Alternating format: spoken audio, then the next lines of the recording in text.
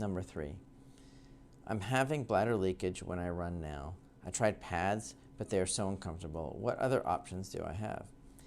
Well, there are lots of different options. The first thing we always talk about is exercise, so Kegel exercises, and that can help somewhat, not completely always. It's very difficult when you're running to contract your pelvic floor. If you're about to sneeze or cough or laugh, then you can definitely squeeze that pelvic floor and minimize the leakage. But when you're running, it's very difficult to squeeze with every single step.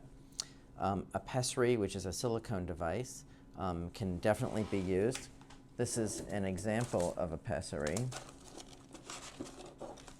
It's a silicone ring, for example. This part goes under the urethra to help stop with leakage. So as you cough, sneeze, or run, the urethra pushes up against this and it compresses it. This is something that you can take in and out yourself. You can use as much or as little as you like. And usually, OBGYN, but definitely a urogynecologist can help fit with this with you. This is actually a very good option if you're not done with childbearing. Ideally, we don't like to do surgery on most people if they still want to have children.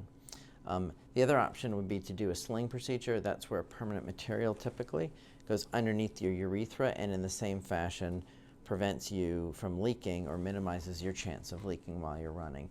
That is highly successful, typically over 90%. It's done very widely around the world and has been done for many, many years.